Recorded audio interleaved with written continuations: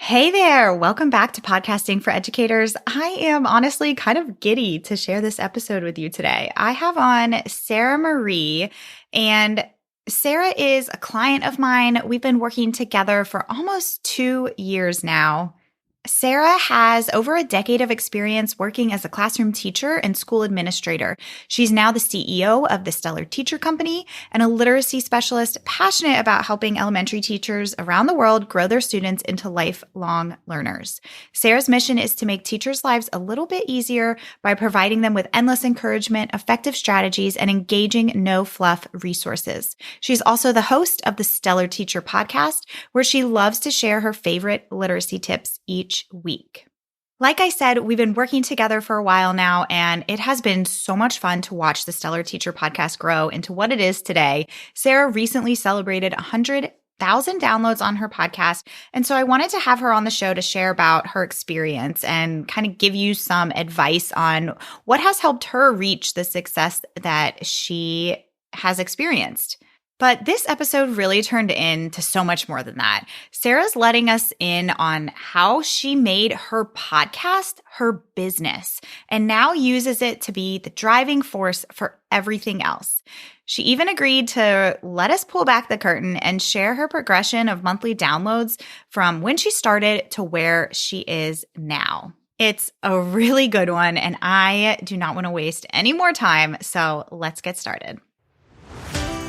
Your podcast is a powerful tool that serves your audience and your business. But how do you manage it all, bring in new listeners, and convert those listeners into customers? That's what this show is all about. Welcome to Podcasting for Educators. I'm Sara Whitaker, classroom teacher turned podcast manager, and I'm here to help you get the most out of your show, all while making an impact on other educators. All right, we are back with Sara Marye. I am so excited for this episode. We've been waiting for a few weeks now to sit down and record this. You've been on the podcast before. This is episode number 2 with you, and it's going to be a good one. So welcome. Thank you, Sara. I am, first of all, so honored that I get to be a repeat guest. And I mean, I love talking podcasting with you anytime. So I just kind of feel like this is going to be like a Voxer conversation that your audience gets to listen in on. So yeah, super excited. Thanks for having me. Of course. Thanks for being here. And yes, we Voxer all the time. And I love that you love podcasts as much as I do. So, and I'm just going to go ahead and say we both have dogs sitting right next to us. I was going to say mine just got up and resettled over here. So if they start barking, we'll stop. But otherwise, you might just hear them walking around, and that's totally fine. So now for those people listening who maybe haven't heard you on the podcast before or don't know you, not familiar with you, can you just give us a quick introduction of who you are and what your podcast is about and who it's for? Yeah, so I am Sara Marye, and I am the creator behind the Stellar Teacher Company and the host of the Stellar Teacher podcast, which is really fun to say. I started my podcast a year and a half-ish, 2 years ago. It was January 2021, right? January 2021. Yep. January 2021. You and I started working together in November. And at the time when I started my podcast, my business was, I think I always forget the exact numbers, but it was around 5 years old. So I definitely had, established TPT store, established email list, my membership and all of that stuff. But I always wanted to start a podcast. So I started my podcast. My podcast is the Stellar Teacher Podcast. And my target audience is 3rd through 5th grade teachers, specifically literacy teachers, and really specifically reading teachers. Most of the content, I would probably say 90% of my episodes have to do with how to teach reading, whether it's, standards, trends, small groups, content, whatever it is. And I have been releasing episodes every week since I launched it. And yeah, it has been fun. It really is my favorite part of my business, which I feel like is something that I didn't necessarily anticipate. But I love being able to connect with teachers. I love being able to share my ideas through the podcast. So yeah, I guess that's a little bit about what my podcast is and who I talk to. Yeah, that's perfect. And we're going to really get into what Sara feels like has contributed to the success of her show. And I think one of those things is the consistency that you've had. You've been super consistent with your show, and you had a very specific, clear audience from the beginning, which I think is always really, really important. for a podcast and for any business really. And you release your episodes on Monday. I think maybe there's only been 1 week that you didn't release. And it was back like at the very beginning, actually, I was looking. But other than that, you've released at least 1 episode a week. You've had some spurts where you've done 2 episodes a week, and we'll talk about that as well. But I just want to say congratulations on being so consistent. Thank you. I have missed 1 week. And I remember, when I first started my podcast, there were kind of just like a couple things. I think it's like when they start their podcast, they like worry. It's like, am I going to run out of content? Like, am I going to be able to keep up with like the episodes or whatever? And I think it was like the March after I launched it. And I wasn't batched ahead. I think I was traveling for like my mom's birthday or something, and I missed an episode. And I remember you were very like reassuring, like, hey, it's okay. Like, you'll miss it. But I legit told myself, I was like, I will never miss a podcast episode again, because, it's like, I wanted my podcast to be such an essential part of my business. And I was like, the reality of it is if I want it to be as impactful as like I'm hoping, like I can't miss an episode. So I missed one early on and never again. And I'm like, okay, whatever I have to do to like make sure my episodes get out, like I will do it. Yes. And you kept your promise, because you have not missed another episode. I clearly remember that day of you saying, I think I'm just not going to do it. And I'm like, okay, it's all right. It's okay. But we're going to get back on track. And you do. Anytime that because you're usually really good about like being ahead with your episodes. And anytime that you've gotten in kind of like, okay, we're back to like the week to week hustle, you like tighten it up and you're good to go again, which is so awesome. Now you mentioned just a second ago about how you in the beginning were kind of worried if you'd have enough content to keep up with it. Were there any other concerns that you had? Just like everybody else, I'm sure you experienced a little bit of imposter syndrome. Tell us a little bit about that. Yeah. So, I mean, I think, I wanted to start a podcast probably from like 2017. Like I remember, and I talk about this in my very first episode, I mentioned it, and my husband, who has been my biggest cheerleader with like growing a business, he ordered me a podcast mic way back in like 2017. So I've had like a Blue Yeti podcast mic, and he occasionally would be like, hey, when are you going to start your podcast? Like, hey, you should start your podcast. And I wish I would have listened to him. But, I worried that it was like, so, I think general imposter syndrome, first of all, I was like, I don't have a podcast voice. Like, I'm really worried about like the way I'm going to sound. But I also worried, I was like, okay, like if I start this podcast, like, is anybody going to listen? Is anybody going to care? Am I going to be able to like keep up with the content? Am I going to be able to share content that like people are going to want to listen to? And all of those things kind of prevented me probably for like 2 to 3 years from actually starting my podcast.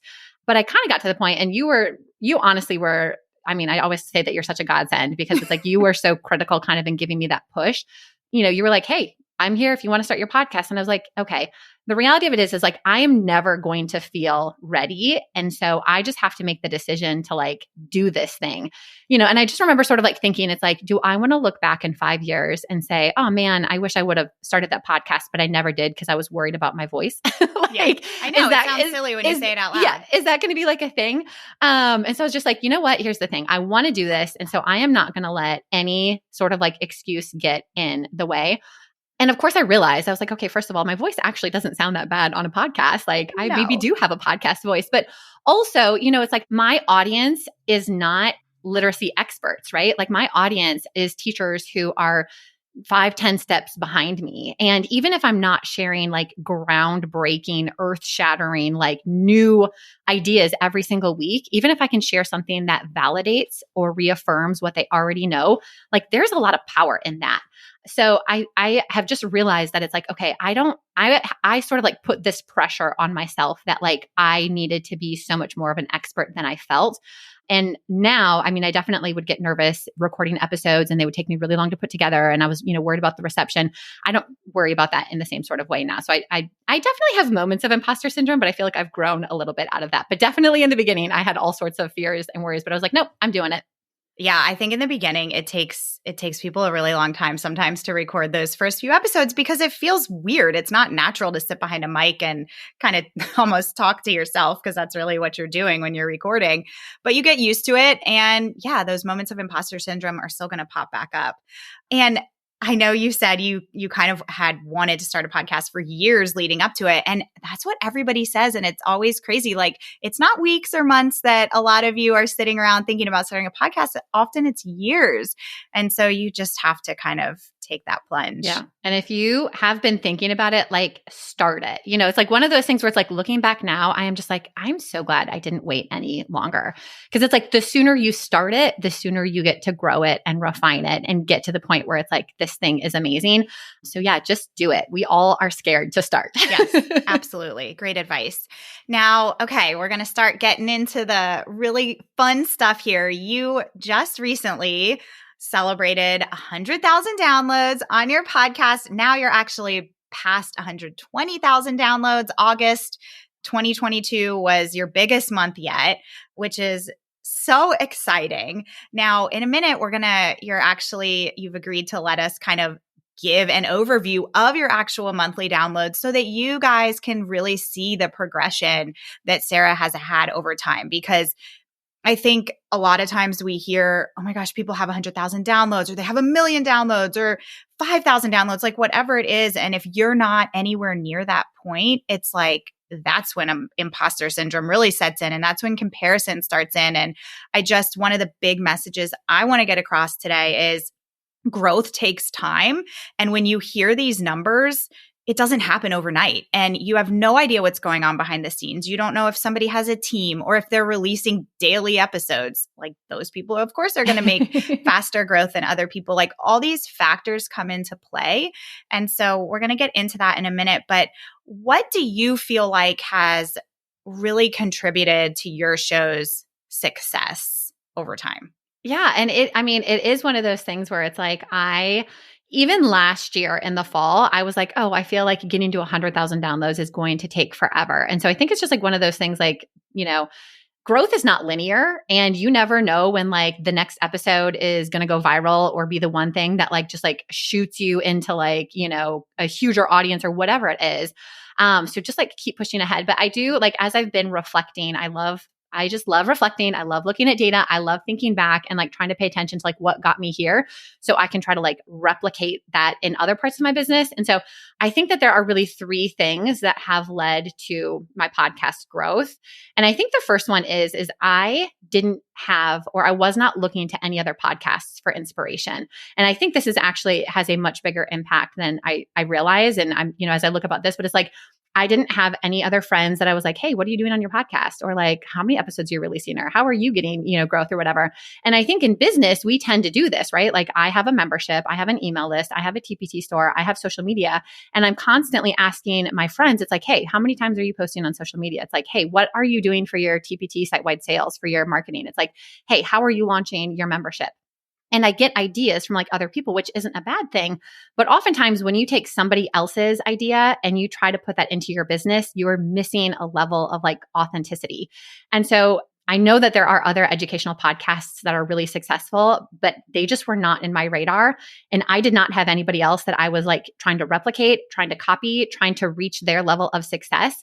And I think not having anybody else that I was looking to in the podcast space really sort of like gave me the freedom to make my show like truly my own and to experiment with different, episode styles and marketing efforts and how I wanted to share the content and how I wanted to weave it into my business, to where I feel like my podcast feels like so much of my own and not like I'm trying to make it like somebody else's. So I really think that is like a huge thing, is not trying to be like anybody else's podcast. And then the second thing is, I kind of made this decision early on, and I feel like this kind of goes to like the mindset things, but I just decided from the beginning that if I'm going to do a podcast, I sort of like, I was nervous to do it and I was nervous to get started, but I really wanted to, and I kind of gave myself like a year. Like, if at the end of a year, if I'm like, I don't like it or I can't keep up with it, I won't do it. But at least for a year, I am going to make my podcast an essential part of my business. It's not a side piece. It's not like this extra add-on thing, that I kind of think about it, but it was like, no, this is an essential core part of my business, which means I made it a part of my launch plan for my membership. Our podcast is our social media strategy. It drives my emails. It is, my market. Like when I market things, like my podcast is a part of it, but also I was committed to investing in it. I hired you from the beginning. I was willing to pay extra when I was doing double episodes, figuring out podcast, whether it's like a Facebook ad or other, marketing things or upgrading my sound, looking at data. My podcast was something that I looked at, considered, planned for, paid attention to on a weekly basis. It was an essential part of my business. And I think that obviously made it something that I loved doing, but also contributed to the success. And then I really think sort of like the third thing is creating content that really resonates with my audience. And I feel like this is a process that I've kind of refined over the last 2 years. And it started with like anytime somebody would ask me a question on Instagram or in an email, I'm like, okay, if this teacher has a question, then I bet hundreds of teachers have the same question. So I would take that question and turn it into a podcast episode, and then slowly over time, like those episodes that were inspired by teachers' questions, I would get a lot of oh my gosh, that's exactly what I was thinking, or I was wondering that exact same thing. And then I've gotten to this point where one of the things I do is every quarter, I send out a survey to my audience with kind of like 7 or 8 topics that I'm considering planning. And I say, which one of these do you want to what do you want to hear me talk about? And that is literally the subject line of my email. What do you want to hear me talk about? And it's like, I'm planning out my content. Which of these are most of interest to you? And then, pick your top 3. And then what is one question that you have about one of those topics? And that has been like a game changer. And this summer, I noticed this was sort of like this summer was the first time that I did that for all of my podcast episodes for June, July, August were driven by this survey. And I got so much feedback from teachers saying, this is exactly what I am wondering. Like, that is my exact same question. All of those questions are questions that I have. And I'm like, surprise, surprise, they are actually your questions. But it makes it so easy for me to plan because I'm not trying to figure out what does my audience want to hear. They are telling me what they want to hear. And then I think as a result, because they are telling me what they want to hear, I give them what they want to hear. They keep listening and then they keep telling me what they want to hear. It just becomes this circular thing. So I think the content and kind of refining the content process has really, especially in the last 6 months, has really contributed to the growth as well. Oh my gosh, this is all so good. And don't overcomplicate it. Like, this works. Ask your people what they want to hear and actually create your content around that because it's going to be something that resonates with your audience. Don't feel like you have to sit down and do all this research and spend hours coming up with topics. Like, your ideal topics are literally right in front of you. You just have to ask. Now, have you ever had any trouble getting people to actually fill out these surveys? I've started doing this after I started doing this after my podcast existed for a year. Yeah. And also, I have an email list of 50,000 teachers. So I have a big audience to pull from. Yeah. If you have a smaller list size, I think that's important to consider too. It's you might not get hundreds of responses if you only have 5,000 or 10,000 people on your list. But even if you got 5, because again, what I said is all of this started is because I had a teacher who asked a question and I was like, this was a good podcast episode. Let me do this. And then anytime I get a question, I put it on my podcast planning sheet and I'm future ideas right here. But one of the things I do just to encourage them is fill out the survey and I'm going to pick 3 people and I'll give a $10 TPT gift card. So basically every quarter I'm investing $30 of TPT gift cards to encourage my audience. And, most people they are oh, thanks for the opportunity to win. But even more so, thank you for this podcast. Thank you for being willing to put together these episodes and give us content that we want to share. So, I've gotten great response from my audience. Sometimes a little bit of a nudge to fill it out is great, but you might not even have to inspire with a gift card. Yeah, sometimes people just need that incentive, and I see stuff like that as just an investment, and it's gonna pay off. And I definitely have nowhere near 50,000 people on my email list, but when I send stuff like that out, even if I get a handful of responses, I see that as absolute gold in terms of content planning. So I just think that is such great advice. And I just want to circle back for a second to your first point that you made about how you didn't look for other podcasts for inspiration. I absolutely love this. I know we've had a conversation about this before, and I just really encourage people to take this advice with your podcast and with your business as a whole. I know for myself, and I know it's true for a lot of people, like I limit the number of podcast managers and people in the podcasting industry that I follow because it's so natural to see other people in the same space as you putting out content and feeling like you're not doing enough, or feeling like maybe even you're not doing it on purpose, but then you start to form your content in the same way. And it's just so much better to just stay in your lane and really measure your growth only by your growth, not by what other people are doing. And you really have, Sara, like I've never heard you be like, oh, well, I saw somebody has this many downloads and I have this many downloads. Like you've always measured from your growth. And something else I need to say is, yes, like I help you with your podcast and like I update your stats every month, but you actually look at your stats. Like a lot of people, it's just like something that they check off the list, like, okay, I'm just going to like record these numbers, or I'm just going to look at my numbers, but you actually do look at them and you take that into consideration with your planning, which I think is huge. Yeah, I'm a bit of a data nerd. I have what I call data day. And on the first or second of every month, I go back and I look, and this is not just podcasts. Like I look at my TPT stats, my membership stats, my email stats, my everything. But it's so great because it's like looking at episodes. It's like, okay, what days did I have the highest downloads? It's like, were they correlated with the days I sent the emails? Like, what about my podcast email open rates? Like, do I have a subject line or an email template that really resonates? Like, what about my emails? Like, where am I popular, or not emails, but like, where are my popular episodes? So it's like the more, and I will say, so kind of in conjunction with the looking at the data, I also make it a point, and if I don't do it in real time, I try to at the end of the month go back and re-listen to my actual episodes to hear how they're sounding. Yeah. But I just feel like it's like the more I know about my podcast, the easier it's going to be for me to refine it and grow it for the teachers. So yeah, the data's gold. Yes, absolutely. And I love that you listen to your own show. Some people like that we work with are like, oh, I never listen. And I'm like, you should listen because you can, give yourself feedback, and also like your guests, you can see how your interview skills are and all of that. So I think that's really important too. All right, podcasters, you know how many details come with producing just a single episode, and using the right tools is the key to creating high quality episodes in the most efficient way possible. One of my absolute favorite tools I use is Zencastr. I have tried so many different platforms for recording my guest interviews, and Zencastr is the one I've stuck with for so many reasons. It always gives me the highest quality audio because there is nothing worse than recording an episode that you can't use because of bad quality. It's so easy for you and your guests, even the not so tech savvy ones. All they have to do is click a link and we start recording. Boom, done. Plus, the video is crystal clear, so you can repurpose your solo and your guest episodes on social media and on YouTube. Oh, and it gives you a transcript of your episodes.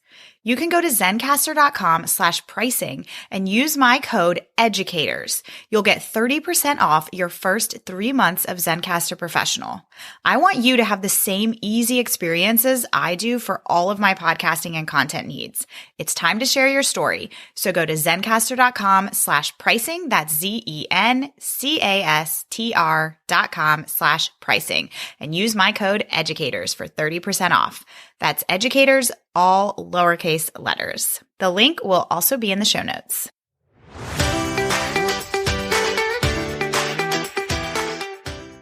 Okay, so shall we kind of pull back the curtain here and look at your downloads? Yeah, let's do it. From where you started to where you are now. So I'm going to kind of just kind of run through your monthly numbers, and feel free to jump in whenever. I know I want to point out a few things as we go along because there are some explanations as to why she's had higher numbers during certain months. And hopefully those of you listening, that can kind of help you decide how you can take a closer look at your data as well. So now, first of all, just to recap, Sara started her podcast first week of January 2021, and at the time of this recording, it's September 2022. So we're going to be looking at January 2021 to August 2022. Okay, so monthly downloads starting in January 2021, first month of having your podcast out, she had 783 total monthly downloads. And Sarah's going to say, oh, that's nothing to get excited about. But I'm going to tell you right now, it is something to get excited about. That's actually a very good number, especially for your first month of podcasting. So I'm just going to throw that out there. Well, I was going to say, I remember, and it's like, and this is, I think, one of the things where it's like reminding you that growth is not linear. But I remember thinking I was disappointed because I was like, how am I going to get this podcast to be something that impacts my business if I only have 783 downloads in a month? And I'm pretty sure like 50 of those are from like my family and close friends, right? So I'm just like, okay, like this is a starting point, but like I was just like, okay, I've got places to go. I've got things to work on. But it was just like, okay, like I need to figure out how to make this, if this wants to be the cornerstone of my business, I have to figure out a way to grow it. But it gave me an opportunity to go up. Yes, and you sure did. Up you went. Okay, so then next month, February, she went up to 812. So not a huge jump there. March, 960. April, 1,042. May, 1,032. So slightly down. And I'm going to stop here and say that one thing that I want all of you to be doing when you track your downloads is, and this is something that we started a little bit later on, was not only doing your overall monthly downloads, but also doing what we call average downloads per week, which is where you'll take your overall monthly downloads and divide it by the number of episodes that you actually had, because that's going to give you some more information. If you released 4 episodes one month and 5 episodes the next month, that might explain why your downloads went up. Or if you had 5 one month and 4 the next month and your downloads went up, then that's really great news because you had less episodes, but your downloads are higher. So something to consider there. So June, now this is the first month that Sara tried out double episodes. And can you tell us why? What was your reasoning there? Why did you decide to do that? Yeah. And this is like one of those, like I have a very vivid memory. Like I was driving to the airport and you and I were voxing back and forth. And I was just like, okay, going back to the whole, my podcast was going to be an essential part of my business. And I have a reading membership. And at the time I was only launching it during the summers. And so I was in the process. This was, I think, like the end of April, maybe the very beginning of May. I think it was like the end of April, but I was like, okay, I'm planning out my summer launch. Like, what can I do with my podcast to be able to, one, increase my downloads? I know summer is like sort of like a popular time for teachers. So let me maximize that. But then how can my podcast become a part of my launch plan and using that as a way to, funnel people into my membership? And so you and I were just like brainstorming. And I think I maybe asked you, was like, hey, Sara, like, what can I do this summer?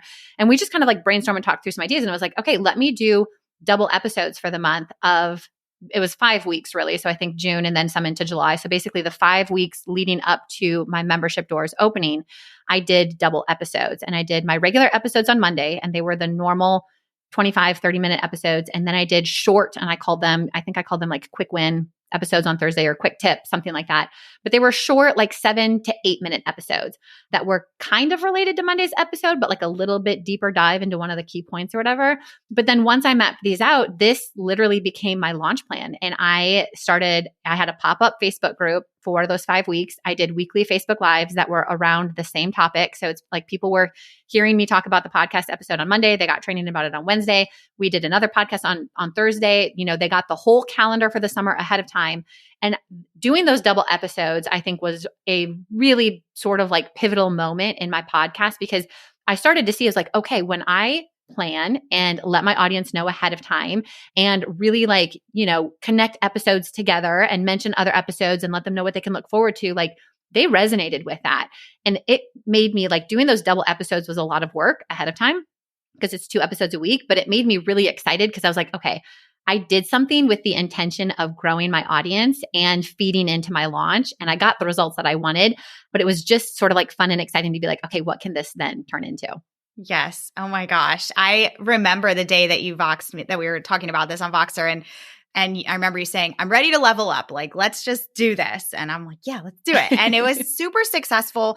And exactly what you said that I want to nail home is that you were really intentional about your planning, and you were intentional about it in advance. Like, I remember you had a PDF of the whole summer schedule that you made available to your listeners to say, hey, this is what you can look forward to. I'm doing 2 episodes a week. I'm doing a Facebook Live every Wednesday, it was, right? Yep. In the Facebook group. And that Facebook group was super successful. And I know you had you had hired Brooke at that time, Yep, right? Brooke was helping with my community management in the Facebook group, and she was needed. Yeah. Oh, yeah. Because it was on fire. It was fun. We had a good time. Yeah. I mean, there was so much engagement going on in there. And it was just really cool to see like the listeners converting into those Facebook group members. I think, didn't you do a little bit of gamification? You did some like bingo. We did some like giveaway things on Friday. And then I think at the end of the summer, we did like a bingo thing where it was like, if you listen to so many of like the episodes and the Facebook lives and you had a chance to win, we gave away, I think, an annual membership. So we definitely, made some fun out of it. But I will say like all of this led up to my launch, and that launch was, super successful for my membership. That summer, I brought in 450 teachers, which completely changed the trajectory of my membership then. So it's like that all of a sudden took my membership to a much bigger sort of like piece of my business. And that wouldn't have happened if I didn't do this work with my podcast. So it's like the podcast was directly then impacting my audience, which impacted my membership growth, which impacted my overall business, just like structure and revenue streams. Absolutely. And we talk about repurposing content a lot. You need to start it with your podcast, and it fuels everything else if you can just like start with your podcast in mind, because there's so many opportunities that can come from your episodes. Okay, so back to your numbers. I had said in May you had 1,032 downloads. June is the first month that you started your double episodes. You went up to 2,413. July, you went up to 5,447. So huge jump there. Then in August, you went back to 1 episode a week, and your monthly downloads in August was 4,297. Now, what is really cool about this is that you went back to 1 episode a week this month, but the last month that you had 1 episode a week was 1,000 downloads. And now you're at 4,000 downloads. So clearly those listeners that you gained in those double episode months continued to be listeners, and you held on to them, which is really cool. Yeah. And I was going to say, and that sort of just like confirmed, it's like, okay, the double episodes worked for increasing my audience. And I ended up doing it again later in January, because I was like, okay, this is something that I can do like once every 6 months, like once a year or something. Like I need to plan a month where I've got a series or whatever it is with the double episodes, because it works to expand and grow my audience, and then they stick around. So then September, 4,021. So in August, you had 5 episodes go live. September, you had 4 episodes. October, 4,082. November, 4,054. So you're kind of around that 4,000 mark. December, 5,113, which is actually interesting because sometimes December can be kind of a lower month because of the holidays, but you went up that month. And then January 2022, you went back to doing double episodes that month, and you shot up to 8,270 downloads. And now that time you were launching, did you launch in January? I was going to say, I was doing like a lazy launch, if you will. It was like I had my cart open for the entire month of January, which was great because, and I knew ahead of time, this is what I was doing. So I think we had a podcast ad that we were running either in the middle of the episodes, but basically on all of my episodes, I was like, hey, for the month of January, my membership is open. Like join us, come and join us. And for the month of January, I sent 1 email. I was supposed to send a few more, but I accidentally sent them to my current members or didn't send them. It was one of those, like I had an email snafu. Yeah. So we had 1 email. We posted on social media, I think like twice, but I mentioned it in my podcast every single week and during the double episodes. And basically the marketing came from the podcast, but I had 100 teachers sign up for my membership during the month of January, which again, I was like, that required really no effort from me, just planning ahead, like, hey, I'm going to have extra exposure for my podcast in January. Let me use that extra exposure to send people to my big program that I want them to join. So again, I was like, podcast marketing, it works. Yes. And I'm so glad that you said that, because sometimes people struggle to like find or measure the ROI of your podcast. So it involves a little bit of experimentation. So do what Sara just said. If you've got an ad running on your podcast and you're being super intentional about making efforts to drive people to a paid offer, get a little lax on where you usually do your marketing efforts, like email and social media, and see what the results are. If you usually run Facebook ads, maybe stop running Facebook ads for a little while and see if you're still getting that traffic. And that will be kind of an indicator of whether or not your podcast is turning your listeners into leads. Okay, so where were we? February January. 2022. Okay, so February went back to single episodes, and you had 5,861 downloads. March, 6,847. April, 7,676. So you're kind of going up by like 1,000 every month, continuing into May, 8,201. June, 11,477. And no double episodes. No double episodes. And what do you think happened there? So in June, I started my series on the science of reading. And this was one of those topics that, I sort of had been paying attention to. And if you are an elementary literacy teacher, you know that this has kind of been a buzzword starting last year, and it's just building momentum, and it's sort of a shift in the way we approach teaching reading. And it's on social media. It is like the buzzword. And so it is one of those things where I was like, okay, this is the topic of reading.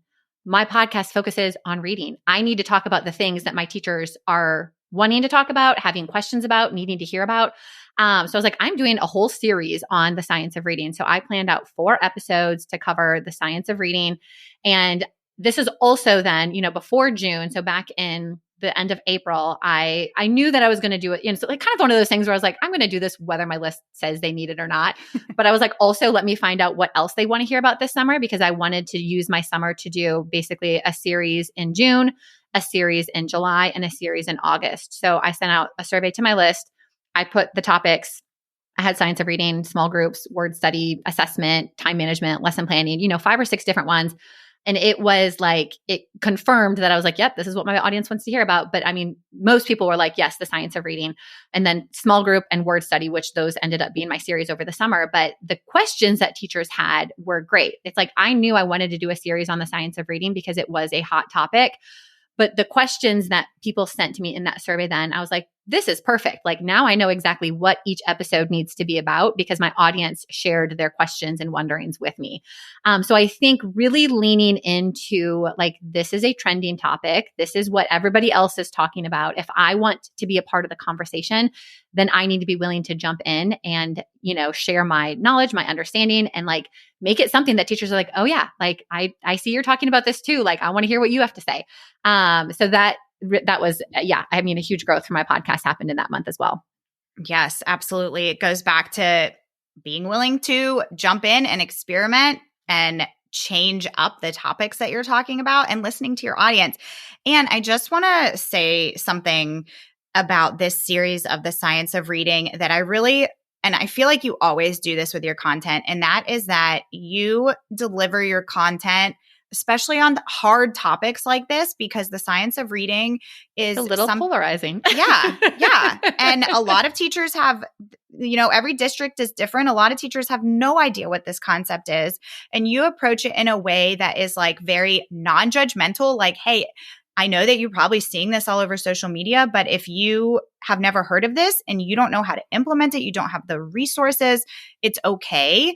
Like, let's look at what this really means. And I love that about your delivery.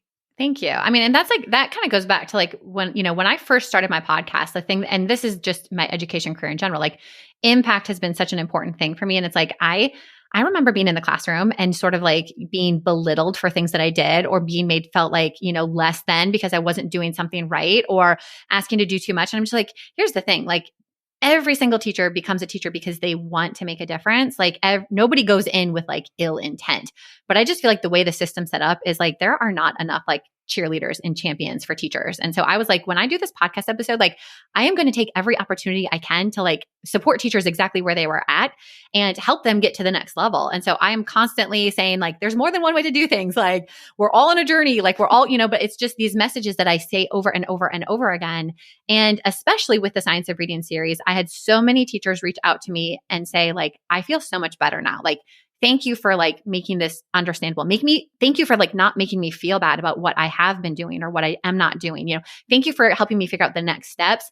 And I think, just being willing to say, it's like, hey, like, this, you are doing a great job, but like we can always do better. So yeah, I think just like going back to like, what is the core purpose of your podcast? And then always finding ways to like weave in that main message. And for me, it's like making teachers feel confident and supported.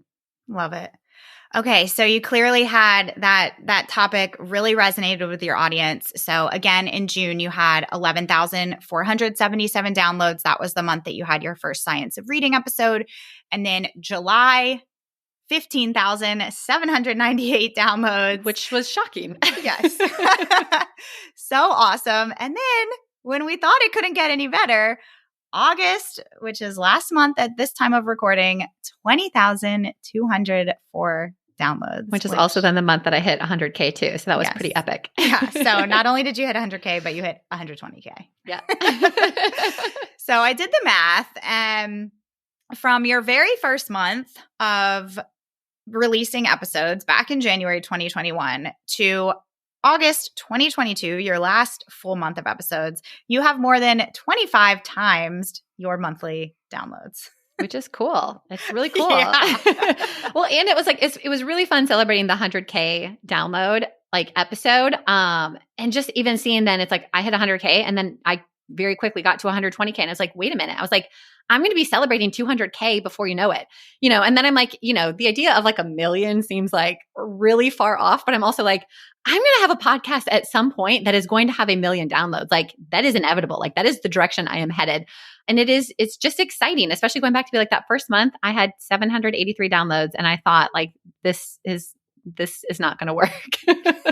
And now it's working. Yes. Because I decided I was going to make it work. Exactly. You did. You committed and you followed through. And I just want to say that, Sara had an email list when she got started. She had an audience when she got started. I know some of you out there are probably, if you have a smaller audience, you're thinking of that number 700 downloads a month. And that probably seems like a very large number to you.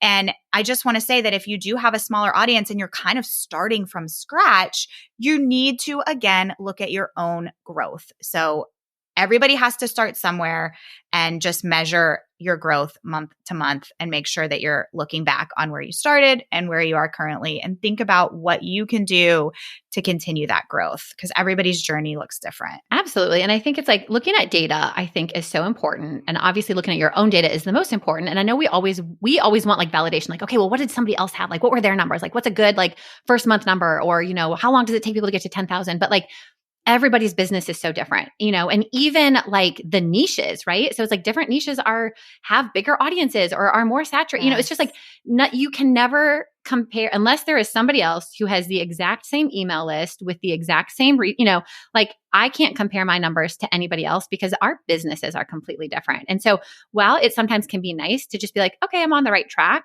never put any sort of like heavy stock in comparing your numbers to anybody else's because it is going to do you no good. But like look at your numbers and those are the numbers that really make a difference.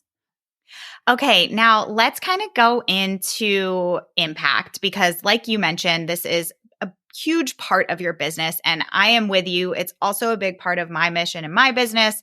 And I think that podcasting is just a really great way to extend your impact to your audience. So what kind of impacts, and I know this is something I know a lot of people are curious about, but what kind of impact has your podcast made both on your business and on your audience? Yeah. So again, I mean, it's because I made that decision. Like my podcast is not like an add-on. It's not an afterthought. Like my podcast is my business. Really, say it louder for the people in the my back. podcast is my business. Like this literally is my business. And I've realized that it's like, okay, the more I make it the center of my business, like the easier and just everything makes sense. So, and it all kind of started when it did become that really essential cornerstone of my summer launch plan because all of my content, all of my emails, everything was directing people to my podcast. And then it ultimately, like I mentioned, it ended up in having a really successful launch, which, impacted my membership and impacted my bottom line and all of that stuff. But also, over the last like year and a half, our podcast has become the backbone of our social media marketing plan. It is not, let's just share it in our stories or whatever. But so Brooke Hall is my social media manager and she's amazing. Shout out to Brooke Hall. If you need social media help, go find her. Absolutely wonderful. Please link to her in the show notes. I But will. she has really helped with this as well. But every month we go through and we look at, okay, what is my podcast topic for each week? And it's getting easier because now we're doing like series. So like, what is the topic of conversation for the month? And then we figure out, okay, so like this is the topic for this week. So it's like, what products can we connect to that podcast? Like what quotes can we connect to that podcast? How can we take something in the membership that connects to that podcast and promote the membership while also connecting it back to the podcast? How can we get people to, sign up for a freebie that's connected to the podcast? So everything we talk about on social media is connected back to our weekly episodes and our monthly themes for the podcast. And that doesn't necessarily mean that every single social media post says, go listen to the podcast, but we're creating like this story, right? For the week, for the month, where it's like, this is the conversation we're having. We're talking about small groups, and you're going to hear about it on the podcast, in Instagram, on our membership. And so it's really easy for teachers to be like, oh yeah, like I heard you talk about that before. Or, oh yeah, I listened to the podcast. Like this makes sense now. So it is the thing that we use to drive our social media. And then as a result, we share the podcast without fail every single week, multiple times a week on Instagram. We share it in our feed. We share it in our stories. We send people links to it. And I think that I know so many people who are like, I have a podcast, but I don't like email about it, or I don't want to like share about it. It's almost just this like, I'm embarrassed by it. No, if you have a podcast, like you put that thing out there and you get people to listen to it. And so as a result, then like we're starting to really see some traction on Instagram, and also like with our email list growth, not necessarily from the podcast. Well, I do get people to sign up from emails on the actual podcast, but we get a lot of people to sign up for our emails from Instagram, from those posts that mention content we talked about in the podcast. Like on the episode this week, we talked about yada, yada, yada, yada, grab this freebie. And we're getting a ton of signups from that. So it is growing my email list. It obviously is impacting my membership growth. So many people are finding my membership by listening to the podcast. But I think that the biggest, hands down, biggest impact it is having on my business is it is creating a much more engaged audience. I hear from teachers like on a daily basis, I listen to your podcast. I just found your podcast. I binge your podcast on my way to school. I just listened to this entire series. I had one teacher, and this literally, I was like, this is maybe the best thing that I've ever heard. But I had a teacher reach out to me and she said, I love your podcast. I've been listening to it from the beginning. My district asked me to, or maybe she even came to them and was like, I have this idea to do not a book study with teachers, but I want to do a podcast study with the Stellar Teacher podcast. And so she creates a curated list of podcasts of my podcasts. She puts together discussion questions for teachers, and then she sends them out. So they listen to the podcast, they complete these questions, and then they get together and have a conversation around my podcast. And I was like, my podcast, so cool. My podcast is doing professional development in the other districts. But again, I hear from teachers that they are listening to my podcast. And before I did my podcast, I had a blog. I posted on social media, and I would occasionally hear from teachers, but not in the same way. It's like, I think it's that audio. It's like the emotion, the emotional connection, the little snippets of me talking about like the dogs and coffee and my husband and whatever, they feel so much more connected. And so as my podcast audience grows, like I am continuing just to hear more and more and more, like people who find my membership, like I found you from your podcast. And again, that just reminds me, it's like, okay, my podcast, it is my business. Like this is the core element, not my TPT store, not my social media, not my email list. Like my business is the Stellar Teacher podcast. Oh my gosh, this warms my heart. Like, and it's all because of you. I just love this so much. It is not all because of me. Trust me. You are like we've said a million times already, you have committed to this and you have made it your business. And I just think that's so cool. Like everything I believe about podcasting, you are making a reality. And I just think it's so amazing. I love hearing you talk about it. And a couple things I want to talk about after hearing you speak about your impact is you have to remember that like your podcast is a lead generation tool. And so it's not always going to be this straight line of like, okay, somebody listens to my episode and they directly join my membership or they directly buy this link on TPT. And how do I track my link to see how many people are buying? Like, it's not always that straightforward. Your podcast can bring people to your email list. It can bring people to your Instagram where they're further nurtured and then they decide to buy. It's like one piece of this puzzle. And if you use your podcast as the foundation, then it's just going to bring everything together so beautifully. Well, and it just honestly, like it has made things so much easier because, sometimes it's like, what do we post on social media? Or like, what should I be telling my email list? Or like, what types of promotions should I be doing? And it's like, what am I doing on the podcast? Yeah. Great. That's what everything else connects back to. Like if I'm talking about a specific resource line on the podcast, or if it connects in, like that's what I'm promoting. If we're talking, that's what our social media, everything connects back to the podcast. Yes, absolutely. And I like that you said not everything, like even though your episode that week drives your content on social media for that week, it doesn't mean that on every post or every story slide, you're saying, go listen to this episode. You're just using the ideas from that episode to give you the content for social media. Yep. And I just also want to point out, for those of you who do not like being on video constantly, correct me if I'm wrong, but you're not on there every day showing your face saying, go listen to my episode. No. You use graphics. Yeah, we use a lot of graphics and a lot of it's kind of like, what do you have that you can use to promote? We also started doing because sometimes I'm like, I don't have an image that connects to this podcast. So then we create a quote graphic and those do really well, where it's like, okay, what's something that I said in my podcast that we can turn into a quote and then use that either in our stories or in our feed. And those always get such good engagement because people are like, oh, I want to hear more about this. Yes, exactly. Yeah. I think quotes are a great way to bring people into the episode and make them curious about it. Okay, let's see. Okay, where were we? What have I not covered? I think I'd love to do some rapid fire questions. Yeah, let's do it. That work for you? Okay. I had posted a couple weeks ago on my Instagram that I was doing this interview, and I put out the opportunity for you guys to submit questions that you'd like for me to ask Sara. And we've covered several of those in this interview already, but I'm just going to do a little rapid fire and you can just give me your first answer that comes to mind. Okay. Let's do it. Okay. What has surprised you the most about podcasting? I think like how much I like it. Like I'm kind of like I'm like a podcast like nerd, like I love it. I thought I was going to enjoy it, but I love it way more than I thought. Like I don't know. That was really surprising. Like I kind of thought it would feel like part of my job. Like I didn't like blogging. Like I never liked blogging. And so I kind of thought podcasting might feel like that, but I love it. So that's the biggest surprise. Perfect. Have you ever gotten into a rut with your podcast? Yeah, I think it happens. Yeah. I definitely, I feel like, especially if for me, the thing I have found is I do not do well if I am not batched far enough ahead. Yeah. As soon as I sort of like have that pressure of like, oh no, I have to record a podcast this week. Then it's like, oh, what do I want to talk about? And then I just have like a lot of pressure. So I have found for me, like the best way to avoid ruts is to plan further ahead. So I plan like, even if it's just like the topic, eliminate the decision fatigue in the moment and make a decision. And then also just done is better than perfect. Like not every single episode needs to be amazing. And so, yeah, that's kind of how I try to get out of those things, but it happens. Yeah. And sometimes you mentioned this in the beginning of the episode, but like, even if you don't feel like you're presenting anything that is groundbreaking, sometimes just keeping it simple is best and it's going to resonate with somebody. Yep. What has been your most popular episode?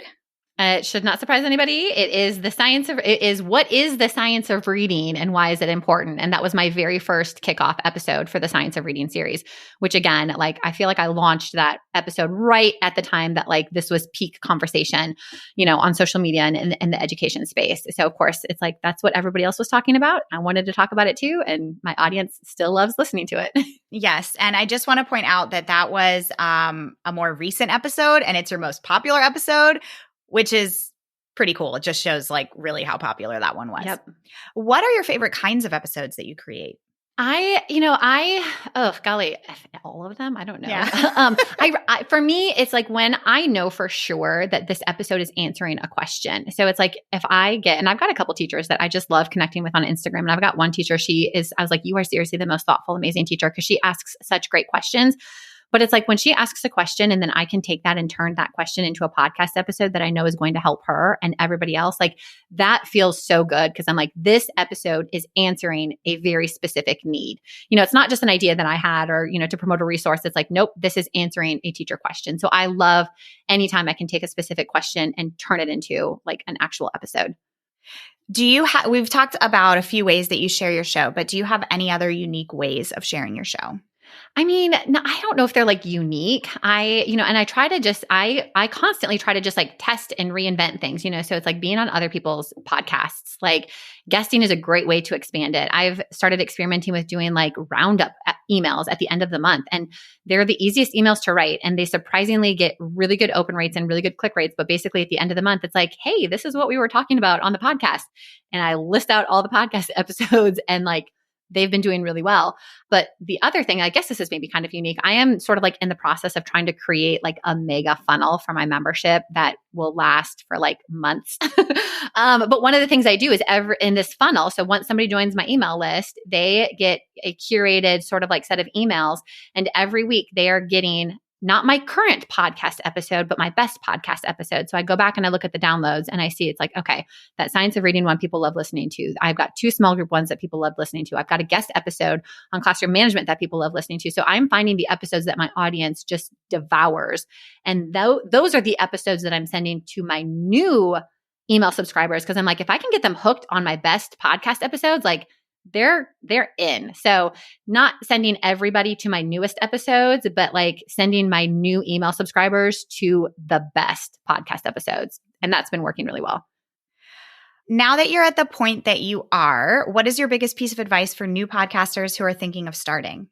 I mean, so if you're thinking about getting started, like just do it. Do not wait any longer. It's like, so much of this mental drama is like, oh, can I be successful? And it's just like, no, just do it. And I think like do it and decide that you're going to make it successful, and like trust yourself to be able to turn this into like an amazing part of your business. It's like, there's nothing special about me. Like there's no magic. There's no whatever. You're very sweet. But like any other podcast out there can be like, I want to make my pod. And again, it's like, I've experienced some great success, but I have a long way to go to get to that like million download mark. So like, there's still things that I'm going to do, but like, just decide and don't look at anybody else. Don't compare to anybody else, but just like make that decision. And then like, once you make that decision, go all in with it. Yes. What is the biggest benefit from having a podcast manager? Oh my gosh, I love you so much. I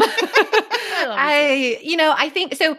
For me, one of the things that is really helpful is I often say like, I wish I had a boss. Like I wish I had somebody, and you're not like, you don't boss me around or whatever, but you're that external accountability that I need, right? Like it's like, hey, you got to get your episodes out there. So it's like, I think if it were up to me to edit, I am not responsible enough to like get my episodes out every Monday at the same time. So I think knowing that like, I'm paying you a service to, get my content done and polished and finished. That really makes a huge difference. But I think also too, it's like you do such a good job with like the editing and the show notes and all of that stuff, which means the only thing I have to think about is the content, and like it just not having to worry about those small, like technical, logistical not errors, but like tasks really frees up my brain space to be like, okay, what content do I want to talk about? So it's like when I think about podcasting, I just think about recording episodes for my audience. I don't have to think about like the show notes and the editing and the uploading. And so that is such a huge gift. And you're also, you've been such an important part of like helping me develop like my podcast strategy, and you're such a good thought partner for like brainstorming things. So, if you have been, and this I will go back to, if you want your podcast to be an essential part of your business, you have to treat it like your business, which means you have to be willing to invest in it. And hiring in a podcast manager, suggestion, hire Sara Whitaker, will be the best investment that you can make for your podcast. Yeah, I think the accountability piece is just absolutely huge. And for anybody who is not in a financial position to hire a podcast manager, at least get yourself an accountability buddy. Find another podcaster who's also managing their own podcast and be accountability partners for each other, and make that a goal to be able to outsource it at some point, because it can be a game changer because it frees up that mental space like you talked about, and you can just focus on the content, and that can be so powerful. Yep. All right. Do you have any goals for the future with your podcast? Always. Always. So, obviously I want to continue to grow my podcast. I'm like gunning for 1 million downloads. Who knows when that's going to happen? I'd love to bring on like some more guests or whatever, but I kind of had this idea. And I'll just throw this out into the world because why not? I would love to start an additional podcast. So like I would love to be able to start a business podcast where I get to coach other podcasters or business owners or TPT sellers, whatever, because I think it's like, it's like now that I know how to do a podcast, I'm like, oh, let me use this podcasting skill that I have and, sort of like add on another, like, I don't know, like I love talking about reading and I love supporting teachers, but the reality of it is like my current position is I am a business owner and I'm doing things to grow my business. And I would love to be able to share those tips and strategies with other entrepreneurs. But you and I have also talked about an idea. We've thrown around this idea of doing like a podcast retreat, which I think would be so much fun, to connect with like other podcasters. And so whether it's like a podcast mastermind or like a retreat or coaching sessions, you and I we talk about how it's like there's so much potential with podcasting. And I think it is like such a unique and just amazing platform. But there's also not like, it's like I've been in other coaching programs and other masterminds, but nothing that is like really focused on podcasting. So I don't know. And as my podcast becomes more and more like established and automated, I would love to sort of like be able to connect with other podcasters, help other podcasters grow myself. So sort of just like shifting more to like the strategy side of things and maybe even thinking about like podcasting from like a business owner's perspective. Yes, absolutely. And I've told you this before, but I think you would just make an amazing coach. You are obviously, you guys have heard from this episode, you're so good at reflecting and looking at data and giving advice. And so if you're listening and you feel like that would be helpful to you, send Sara a message and let her know that she should totally do this second podcast. Yes, because who knows? Maybe 2023 there'll be an additional podcast as part of my business. I know. I'm so excited to see what's to come. And let us know if you guys would be interested in a podcast retreat. We're going to do it either way. We're just going to speak it out loud. I was going to say either it's going to be you and I spending a weekend talking about like podcasting, which really sounds amazing to me, or it's like going to be you and I and like, 10 other like podcasters talking about podcasting. So either way, it's we're going to have a great time. It's just a matter of do other people want to join us in that conversation? Exactly. I think there's people out there who would love it. I hope so. Well, Sara, this has honestly been such a fun conversation and so insightful. I know that people listening are going to love it and will just gain so much from it. I really encourage you guys to take some of the advice that Sara has shared with you today.